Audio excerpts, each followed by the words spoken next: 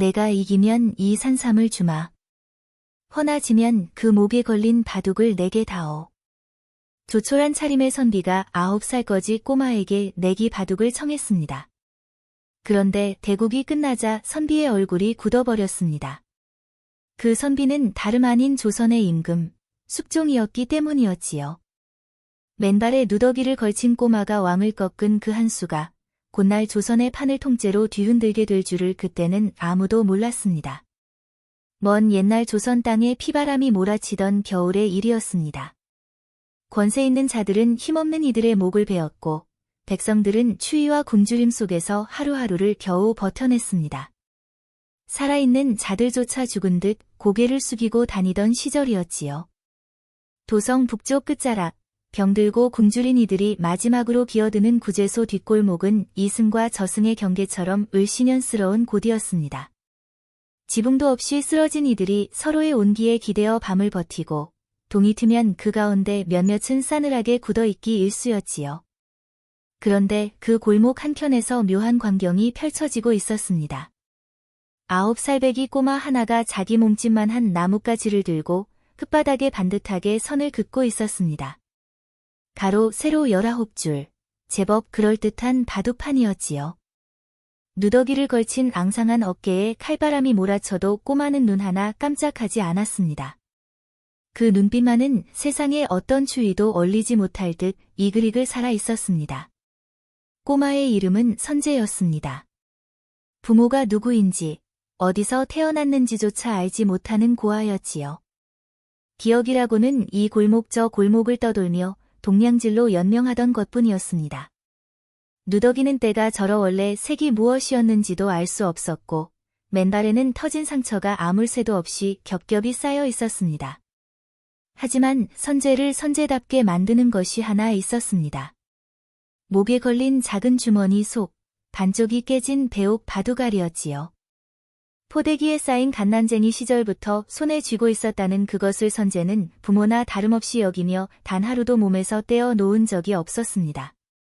밥을 굽는 날에도 매를 맞는 날에도 그 바둑알만 쥐면 왠지 모르게 배짱이 생겼습니다. 선재의 성깔은 고약하기로 골목에서 이름이 났습니다.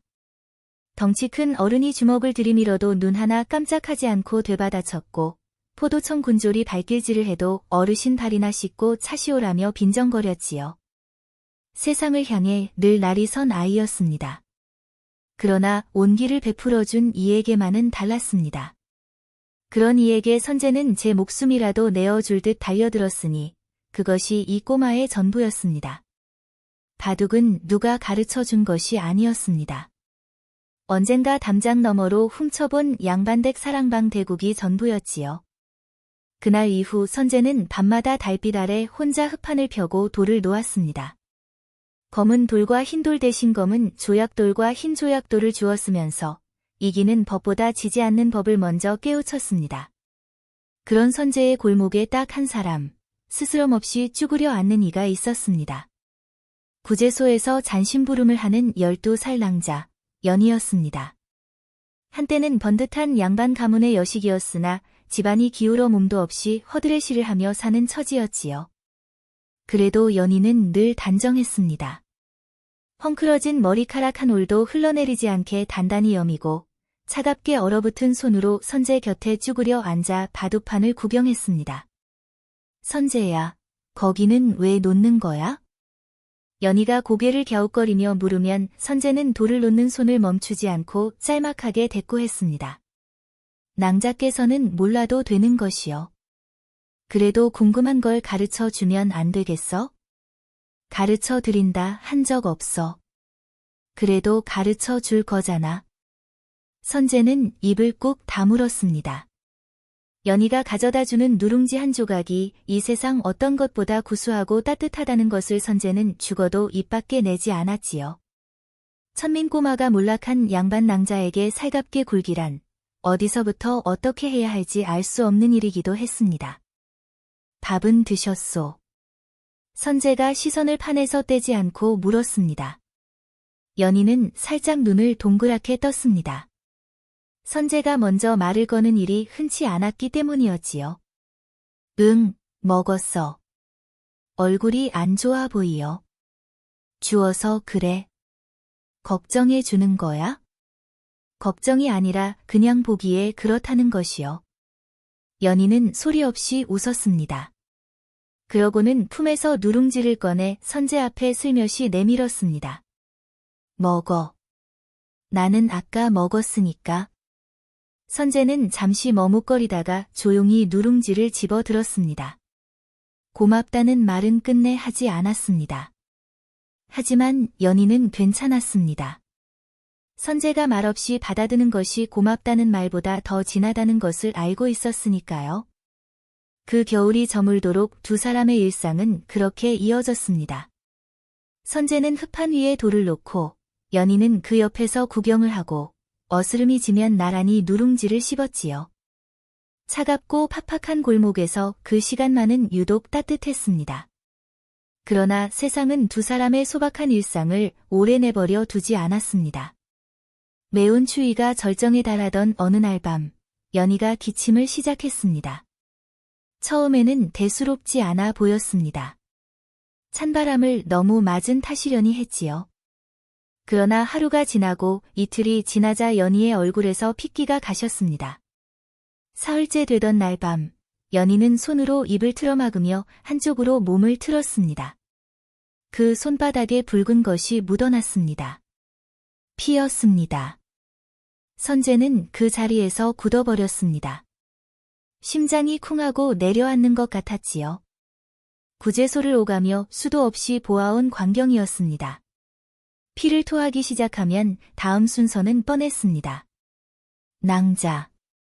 선재는 연희의 어깨를 잡았습니다. 연희는 힘겹게 눈을 뜨며 웃어 보이려 했지만 그 얼굴은 이미 창백하게 식어가고 있었습니다. 괜찮아. 나 안 죽어. 말씀 마시고 가만히 계시오. 선재는 자리를 박차고 일어났습니다. 돌림병에는 산삼이 필요했습니다. 산삼. 9살까지 꼬마가 평생 구경도 못 해본 그것이 필요했지요. 선재는 맨발로 골목을 뛰어나갔습니다. 얼어붙은 돌바닥이 발바닥을 베었지만 멈추지 않았습니다. 약재를 파는 집마다 기웃거렸지만 때 저른 누더기를 걸친 꼬마를 문 앞에서 쫓아내지 않는 곳이 없었습니다. 발이 피투성이가 될 무렵이었습니다. 좁은 골목 어귀에서 선재는 무언가에 발이 걸려 앞으로 곤두박질 쳤습니다. 차가운 돌바닥에 손바닥을 짚으며 고개를 드니 낮은 목소리가 들려왔습니다. 꼬마야, 어디를 이리 급히 달리느냐? 무명 두루마기를 입은 선비였습니다. 차림새는 수수했지만 눈빛이 예사롭지 않았지요. 주변을 살피는 눈길이 깊고 조용했으며 옆에는 말없이 따르는 수행원이 하나 있었습니다. 암행을 나온 듯한 행색이었지요. 선재는 따질 겨를도 없었습니다. 산삼이 필요하오. 사람이 죽어가고 있소. 선비는 천천히 선재를 내려다보았습니다. 그러다 문득 시선이 선재의 목에 걸린 작은 주머니에 닿았습니다. 선비의 눈빛이 순간 미묘하게 흔들렸습니다. 아주 잠깐이었지만 분명히 흔들렸습니다. 그 목에 걸린 것이 무엇이냐? 상관없는 일이요. 산삼이나 알려주시오. 선재가 또렷하게 맞받아치자 선비는 입꼬리를 살짝 올렸습니다. 어디 보자. 산삼을 공짜로 줄 수는 없는 법이지. 나와 바둑 한 판을 두어라. 내가 이기면 내 품에 있는 이 산삼을 주마. 선비가 품에서 꺼낸 뿌리는 보기만 해도 귀한 것이었습니다. 선재는 침을 꿀꺽 삼켰습니다. 지면 어찌 되는 것이요? 지면 그 목에 걸린 것을 내게 다오. 선재의 손이 자신도 모르게 주머니를 감쌌습니다. 갓난쟁이 때부터 품에 안고 자던 부모나 다름없는 반쪽짜리 배옥 바둑알이었습니다. 그것을 잃는다는 것은 이 세상에서 마지막 남은 것을 잃는 것이나 마찬가지였지요. 그러나 선재의 눈앞에는 피를 토하며 쓰러진 연희의 얼굴이 아른거렸습니다. 선재는 이를 꽉 깨물었습니다. 두지요. 선비는 빙그레 웃으며 인근 주막 마루 위에 바둑판을 폈습니다. 선재는 작은 엉덩이를 털고 앉아 첫 돌을 집어 들었습니다. 손이 떨리지 않는다고 할 수 없었습니다. 하지만 눈빛만은 흔들리지 않았습니다. 대국이 시작되었습니다. 선비의 솜씨는 예사롭지 않았습니다. 한 수 한 수가 조용하면서도 묵직하게 판을 눌러왔지요. 보통의 아이라면 10수도 버티지 못하고 무너졌을 것입니다. 그러나 선재는 달랐습니다. 선재는 어른의 정석 따위를 거들떠보지 않았습니다. 판 전체를 읽으면서도 그 읽는 방식이 달랐지요. 자신의 돌을 스스로 죽이듯 사지 한가운데로 밀어넣고 상대가 그것을 따내는 순간 반상의 지형이 통째로 뒤집히는 수였습니다. 내 것을 희생해서 상대의 큰 것을 잡아내는 묘수. 선재는 그것을 본능으로 알고 있었습니다. 선비의 손이 멈추었습니다. 반상을 내려다보는 눈빛이 점점 깊어지더니 이윽고 선비는 천천히 돌을 내려놓으며 중얼거렸습니다. 졌구나. 주막 마루가 조용해졌습니다. 수행원이 눈을 동그랗게 떴고 선재는 그 고요함이 무슨 뜻인지 얼른 알아채지 못했습니다. 선비는 한참을 반상을 바라보다가 낮게 웃음을 터뜨렸습니다. 허이. 이 수는 내 스승이 즐겨 쓰시던 수였는데. 선재는 그 말의 뜻을 알지 못했습니다. 다만 이겼다는 것만 알았지요. 산삼 주시오. 선비는 흔쾌히 산삼을 내밀었습니다. 그리고 품 안을 뒤적이더니 무언가를 선재의 손에 꼭 쥐어 주었습니다. 차갑고 단단한 패 하나였습니다. 은은하게 빛이 나는 어딘가 범상치 않은 물건이었지요. 급하고 억울한 일이 생기거든 그것을 관아에 내밀어라. 아무도 함부로 하지 못할 것이다. 선재가 고개를 들었을 때 선비는 이미 어둠 속으로 사라지고 있었습니다. 수행원이 그 뒤를 묵묵히 따랐지요. 선재는 손에 쥔 패를 들여다보다가 이내 그것을 품에 쑤셔 넣고 산삼을 들고 골목을 향해 내달렸습니다. 달빛이 선재의 작은 등을 비추었습니다. 산삼 덕분에 연희는 사흘 만에 자리에서 일어났습니다. 구제소 의원도 고개를 절레절레 흔들 만큼 빠른 차도였지요. 연희는 눈을 뜨자마자 선재를 찾았고 선재는 문지방에 기대어 팔짱을 끼고 시큰둥하게 서 있었습니다. 내가 살았구나. 보면 모르시오. 고마워, 선재야. 별것도 아닌 일이. 연희가 손을 뻗어 선재의 손목을 잡았습니다.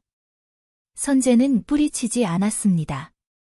창문 사이로 들어온 차가운 햇살이 두 사람의 손 위에 조용히 내려앉았지요. 그러나 평온함은 오래 가지 못했습니다.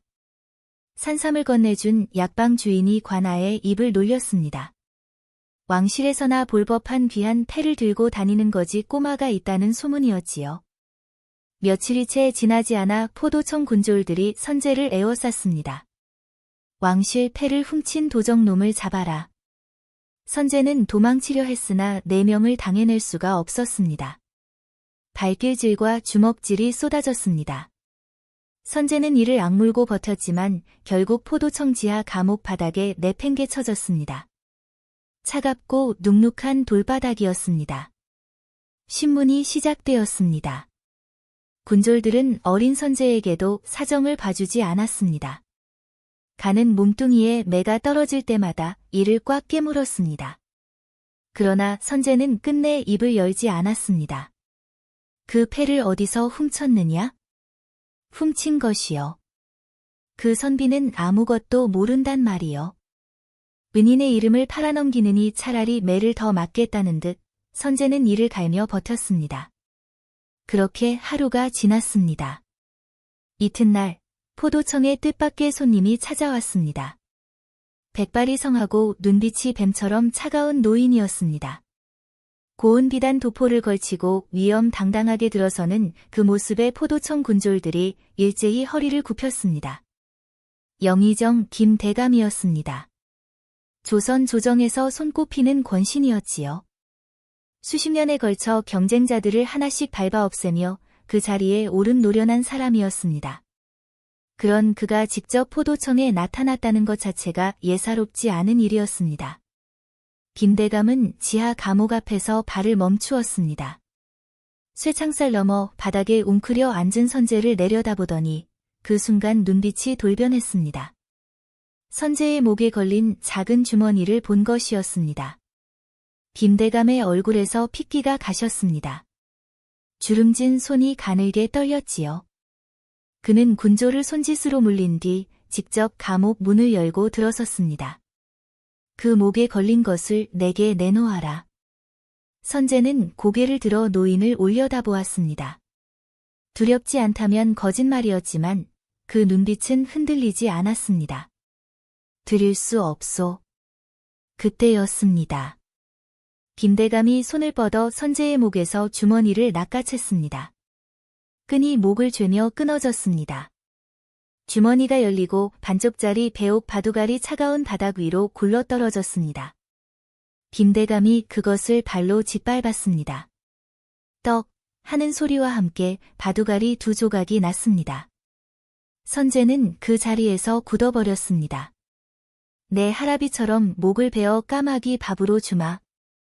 김대감의 목소리는 낮고 차가웠습니다. 선재는 눈을 깜빡였습니다. 할아비라니. 그 말이 귀 속에서 울렸습니다. 소인의 할아버지가 누구시여? 알 것 없다. 죽은 자는 죽은 자로 남는 법이니.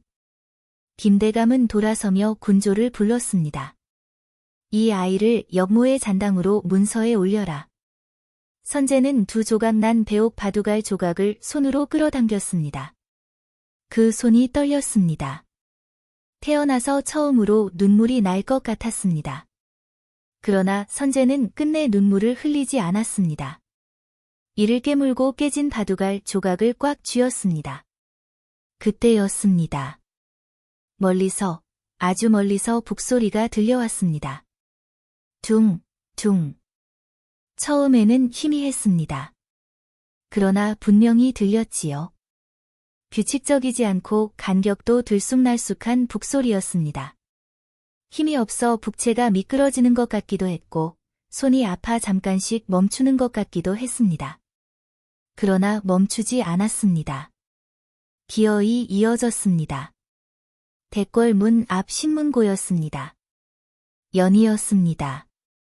폐병에서 완전히 낫지도 않은 몸으로 발이 부르트도록 걸어 대궐까지 간 연희가 맨손으로 북을 치고 있었습니다. 손톱이 빠질 만큼 세게 쳤습니다. 입술이 파랗게 질린 채로 외쳤습니다. 그 아이는 소녀의 목숨을 살린 은인이옵니다.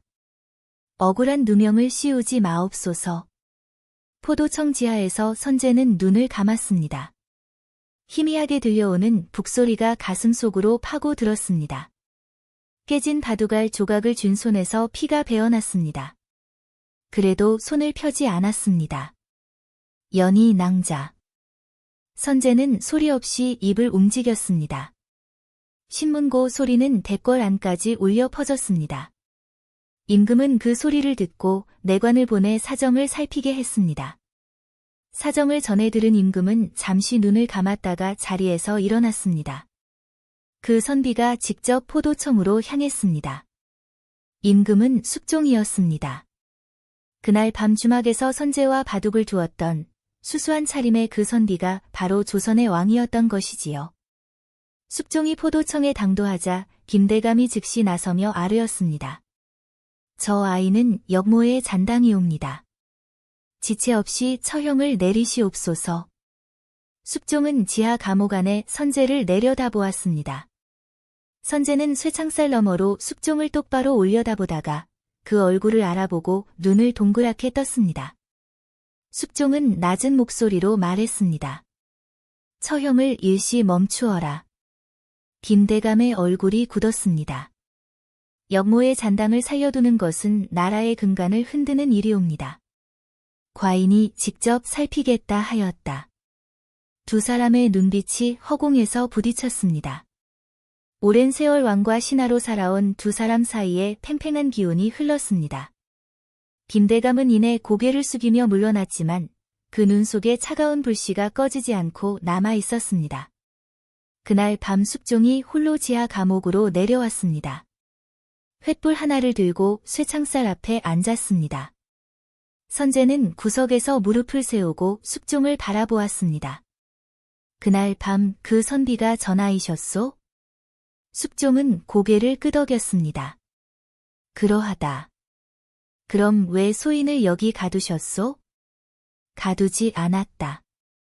다만 막지 못하였지. 선제는 입술을 깨물었습니다. 숙종은 잠시 말을 잇지 못하다가 낮게 입을 열었습니다. 선제야, 내가 할 말이 있다. 들을 것 없소. 들어야 한다. 숙종은 횃불을 내려놓고 쇠창살에 손을 짚었습니다. 내 할아버지는 이 나라에서 가장 바둑을 잘 두시던 분이셨다. 과인의 스승이기도 하셨지. 그런데 그분이 억울하게 역모로 물려 가족이 목숨을 잃었을 때 과인은 힘이 없어 막지 못하였다. 비겁하게 눈을 감아버렸다. 선제는 숙종을 빤히 바라보았습니다. 그것이 다이옵니까? 그것이 다다. 미안하다, 선제야. 선제의 눈에 무언가가 흔들렸습니다. 분노인지 슬픔인지 스스로도 알 수 없는 것이 가슴속에서 차올랐습니다. 생명의 은인이 자신의 할아버지를 지키지 못한 무능한 왕이라는 사실이 머릿속에서 뒤엉켰습니다. 선제는 품에서 왕실패를 꺼내 차가운 바닥 위로 밀어냈습니다. 날깍하는 소리가 조용한 감옥 안에 울렸습니다. 숙종은 그것을 묵묵히 내려다보았습니다. 집어들지 않았습니다. 긴 침묵이 흘렀습니다. 이윽고 선제가 먼저 입을 열었습니다. 목소리가 작았지만 또렷했습니다. 전하, 말하거라.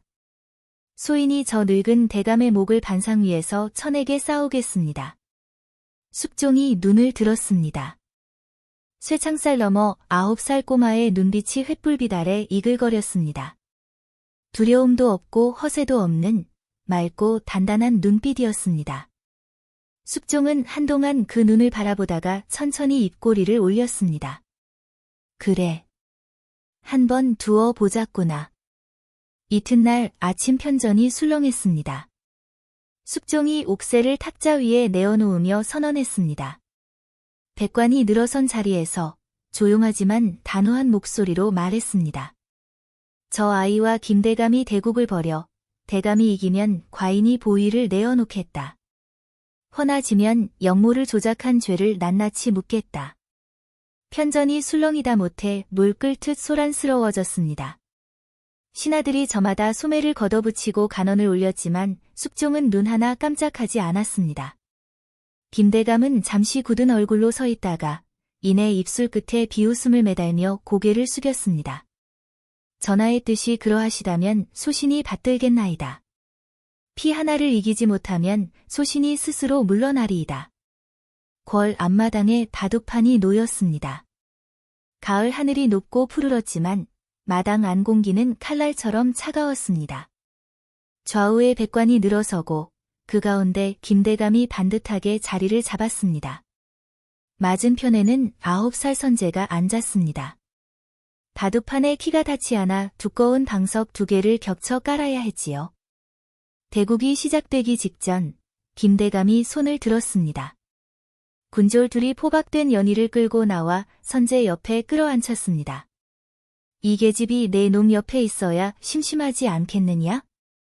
연희는 입술이 터지고 손목에 포박 자국이 붉게 패어 있었습니다. 그래도 선제를 보자 눈을 가늘게 뜨며 조용히 고개를 끄덕였습니다. 괜찮다는 뜻이었습니다. 선제의 고사리 손이 사시나무 떨듯 떨렸습니다. 김대감의 눈빛에서 살기가 피어올랐습니다. 수십 년 바둑을 두어온 노련한 손이 첫 돌을 놓자 그것만으로 반상이 묵직하게 눌리는 것 같았습니다. 선제는 흐려지는 시야를 억지로 붙잡으며 판을 응시했습니다. 손이 떨렸습니다. 손이 떨려서는 안 되었습니다.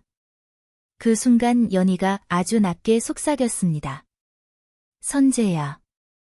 나 보지 말고 판만 봐. 선재는 눈을 감았다가 떴습니다. 깨진 배옥 바둑알 조각을 왼손으로 꽉 쥐었습니다.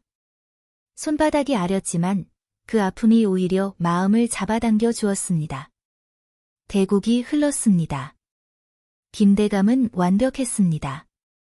수십 년 경륜이 쌓인 반상 위 포지는 흠 하나 없이 반듯했지요. 선재의 돌들은 조금씩 구석으로 밀려났습니다. 구경하던 신하들 사이에서 탄식이 흘렀습니다. 김대감 편의 신하들은 이미 입꼬리를 올리기 시작했지요. 그때였습니다. 선재가 이상한 수를 두었습니다. 자신의 돌을 사지 한가운데로 밀어 넣은 것이었습니다. 누가 봐도 죽을 수밖에 없는 자리였지요. 구경하던 이들이 고개를 갸우거렸습니다. 김대감도 잠깐 눈썹을 모았다가 이내 코웃음을 쳤습니다. 드디어 피덩이가 정신이 나갔구나. 김대감은 주저없이 선재의 돌을 따냈습니다. 그 순간이었습니다. 반상의 지형이 소리 없이 뒤집혔습니다. 선재가 버린 돌들은 죽은 것이 아니었습니다. 그것들은 김대감의 세력 한가운데 박힌 쐐기였지요.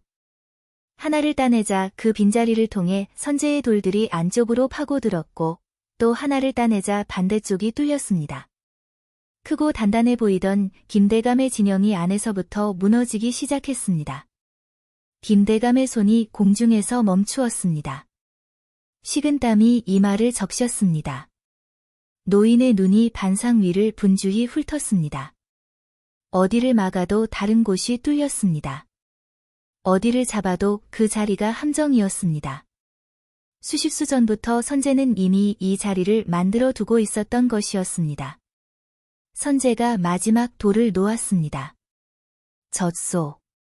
편전 마당이 고요해졌습니다. 새 소리 하나 들리지 않았습니다. 바람도 잠든 것처럼 고요했지요. 김대감은 꿋꿋이 앉은 채로 눈을 감았습니다. 그 주름진 얼굴 위로 무언가가 무너지는 것이 보이는 듯했습니다. 숙종이 용상에서 일어났습니다. 빠른 걸음으로 마당으로 내려와 선재 앞에 무릎을 꿇었습니다. 백관들이 술렁했습니다. 임금이 무릎을 꿇는 광경을 본 이가 없었지요. 숙종은 선재의 거칠어진 두 손을 부여잡고 떨리는 목소리로 말했습니다. 선재야. 내가 이 조선의 판을 흔들었구나. 선재는 임금의 눈물을 보았습니다. 골룡포 자락을 적시는 그 눈물이 진심이라는 것을 9살 꼬마는 알았습니다. 선재의 눈에도 무언가 뜨거운 것이 차올랐습니다. 그러나 선재는 코를 한번 훌쩍이고 고개를 돌렸습니다. 조인, 우는 것 아니여. 연희가 포박이 풀린 손으로 입을 틀어막으며 웃었습니다. 그날 이후 진실이 낱낱이 밝혀졌습니다. 만화의 문서 창고 깊숙이 숨겨져 있던 선재 할아버지의 낡은 일기와 김대감이 손수 날조한 서찰들이 세상 앞에 펼쳐졌습니다. 수십 년 전 억울하게 목숨을 잃은 이들의 이름이 하나하나 복권되었습니다. 선재 할아버지의 이름도 그 가운데 있었지요. 김대감은 백관 앞에서 포박되었습니다. 끝까지 꼿꼿하던 그 등이 처음으로 구부러지는 것을 보며 오래 억눌려 있던 이들이 비로소 숨을 내쉬었습니다. 숙종은 선재의 상처 입은 오른손을 부여잡고 백성들 앞에서 무릎을 꿇었습니다.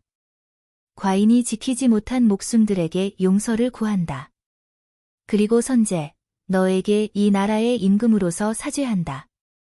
선재는 한동안 숙종의 얼굴을 바라보다가 작은 손을 들어 임금의 눈가를 닦아 주었습니다. 그 손끝으로 오래된 원한이 조용히 씻겨 내려가는 것 같았습니다. 며칠 뒤 숙종은 선재를 편전으로 불러들였습니다. 선재야, 내 할아버지의 공을 생각하여 당상관의 벼슬을 내리고자 한다. 궐안에 머물며 과인의 곁에 있어 다오. 선재는 잠시 편전 안을 둘러보았습니다. 높고 웅장한 천장, 금빛으로 빛나는 기둥들, 비단으로 수놓은 방석들이 가득한 방이었습니다. 선재는 숙종의 옷자락을 조심스럽게 잡아당겼습니다. 그리고 배시시 웃으며 또렷하게 말했습니다. 전하, 소인은 궐 구경보다 연희 낭자 곁에서 누룽지 먹으면서 바둑 두는 것이 제일 좋사옵니다. 숙종이 눈을 동그랗게 떴습니다. 벼슬이 싫다는 것이냐? 싫은 것이 아니라 소인한테는 맞지 않는 것이옵니다. 숙종은 한참을 선제를 바라보다가 소리내어 웃었습니다. 언제 마지막으로 그렇게 웃어보았는지 기억조차 없을 만큼 시원하고 깊은 웃음이었지요. 허허. 이 나라에서 왕의 벼슬을 마다하는 자가 너 하나뿐이로구나. 선제는 편전 문을 나서며 밖에서 기다리던 연희의 손을 잡았습니다. 연희는 놀라서 눈을 깜빡였습니다. 벼슬은요? 필요 없어. 왜요? 낭자 곁에 있는 것이 더 좋으니까. 연희의 얼굴이 붉어졌습니다. 선제는 아무렇지도 않은 듯 앞을 보며 걸었지만 뒤끝이 발그스름하게 물들어 있었습니다. 두 사람은 그렇게 손을 잡고 궐 문을 나섰습니다. 가을 햇살이 두 사람의 어깨 위에 따뜻하게 내려앉았지요. 세월이 흘렀습니다. 열해가 지난 어느 봄날, 한양 운종가 한켠의 찻집에서 두 사람이 마주 앉아 바둑을 두고 있었습니다. 훤칠하게 자란 19살 청년이 된 선제와 아리따운 낭자가 된 연희였지요. 선제는 여전히 무뚝뚝했고 연희는 여전히 방긋 웃으며 엉뚱한 수를 두었습니다. 거기는 왜 놓는 것이요? 그냥 놓고 싶으니까. 그건 이유가 아니요. 그래도 놓을 거야. 선제는 혀를 차면서도 입꼬리가 올라가는 것을 막지 못했습니다. 연희는 그 모습을 보며 소리 없이 웃었지요. 찻집 구석에 미복을 입고 조용히 앉아있는 노인이 있었습니다. 백발이 늘어난 얼굴이었지만 눈빛만은 여전히 깊고 따뜻했습니다. 숙종이었습니다. 노인은 두 사람이 바둑을 두는 모습을 오래도록 흐뭇하게 바라보다가 차갑을 치르는 척찻상 위에 무언가를 살며시 올려놓고 자리에서 일어났습니다. 발소리 없이 찻집 문을 나섰지요. 선제가 찻상 위의 것을 발견한 것은 조금 뒤였습니다. 작고 둥근 것이었습니다. 손에 올려놓으니 은은하게 빛이 났습니다. 하얗고 매끄러운 바둑알이었지요. 선제가 품에서 오래된 주머니를 꺼냈습니다. 그 안에 오래전부터 간직해온 깨진 바둑알 조각이 있었습니다. 두 조각을 맞대어 보았습니다. 금이 간 자리가 딱 맞아 들어갔습니다. 오래전 두 동강이 났던 반쪽짜리 배옥 바둑알이 비로소 하나가 되었습니다. 선제는 천천히 고개를 들어 찻집 문 너머를 바라보았습니다. 봄바람이 문발을 살짝 들추고 지나갔습니다. 노인의 뒷모습은 이미 사람들 사이로 사라지고 없었습니다. 선제는 자리에서 일어나 문 쪽을 향해 깊고 조용하게 고개를 숙였습니다. 한동안 그 자세로 있었습니다. 연희는 아무 말도 하지 않았습니다. 그저 선제 곁에 가만히 앉아 하나가 된 배옥 바둑을 함께 바라보았습니다. 봄 햇살이 창문을 타고 들어와 그 작고 둥근 것 위에 고요하게 내려앉았습니다. 가장 강한 힘은 높은 곳에서 내리는 권세가 아니라 소중한 것을 지키려는 작고 순수한 용기에서 나온다고 했습니다. 9살 꼬마 선제는 잃어버린 것들을 되찾기 위해 목숨을 건 것이 아니었습니다. 그저 피를 토하며 쓰러진 연희 낭자 곁에 있고 싶어서 그 마음 하나로 반상 위에 앉았을 뿐이었지요. 그 작은 마음이 썩어 빠진 권세를 무너뜨리고 오래된 원한을 씻어내고 왕의 눈물을 닦아 주었습니다. 소중한 것을 지키려는 마음. 그것이 이 세상에서 가장 큰 힘이라는 것을 선제는 반상 위에서 증명해 보였습니다. 오늘도 들어주셔서 감사합니다.